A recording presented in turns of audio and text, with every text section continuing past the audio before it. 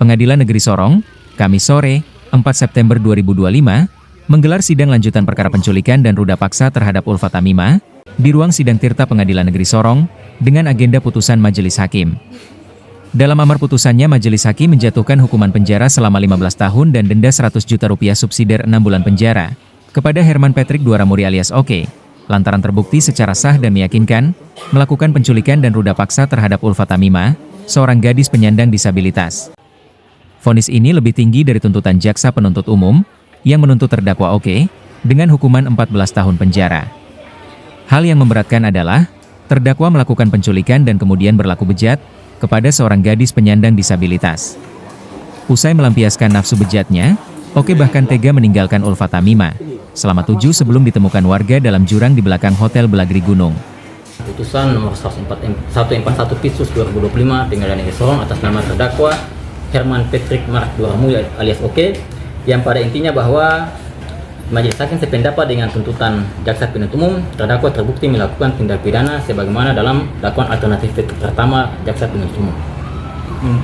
Kemudian dalam perkara ini penasihat hukum terdakwa ada yang mengajukan pledoi dan sudah majelis hakim pertimbangkan di dalam putusan. Tadi sudah didengarkan semua, sudah jelas. Kemudian bahwa hal yang memberatkan dalam hal ini dalam penjatuhan pidana adalah terdakwa ini memahami dengan benar ketika dia membawa korban dari rumahnya yang dilihat dalam rekaman CCTV, kan dia lewat sampai ke bundaran siswa, kemudian dia naik ke belakang Hotel Belagri. Dalam perjalanan itu terdakwa ini mengajak korban berbicara, namun korban ini tidak merespon. Kemudian pada saat sampai di TKP, ketika terdakwa menemukan korban di bawah pohon, itu korban ini tidak ada perlawanan.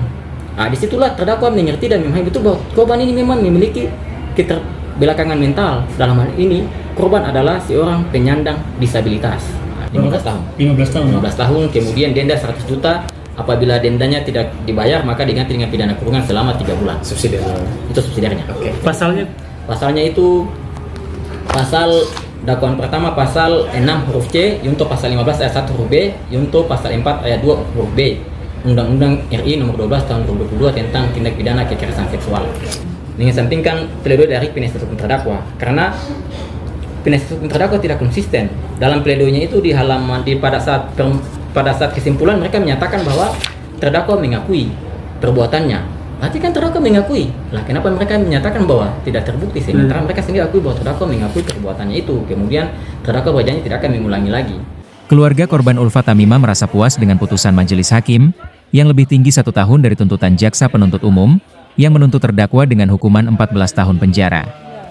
Nenek Ulfa Tamimah, Fatmawati Tamimah, mengucapkan terima kasih kepada semua pihak yang telah bersama-sama mengawal perkara, penculikan dan ruda paksa terhadap Ulfa Tamimah, hingga pelaku mendapat hukuman sepadan. Sidang terakhir kasus Ulfa Tamimah, dan alhamdulillah tadi telah diputuskan yaitu terdakwa diberikan hukuman selama 15 tahun penjara dan denda 100 juta rupiah. Tetapi untuk kami dari pihak keluarga besar Ulfa Tamimah dan seluruh organisasi yang mengawal kasus ini, kami sudah rasanya agak plong bahwa perjuangan kami dari awal, mulai dari kasus ini dikawal sampai hari ini, alhamdulillah membuahkan hasil. Artinya bahwa tuntutan jaksa yang kemarin 14 tahun, alhamdulillah putusan hakim menjadi 15 tahun. Dan bagi kami itu sudah sangat maksimal, dan memang pihak keluarga dan seluruh sivitas organisasi yang mengawal kasus ini, dari awal kemarin kami sudah membahas bahwa kita sudah berada di puncak tawakal.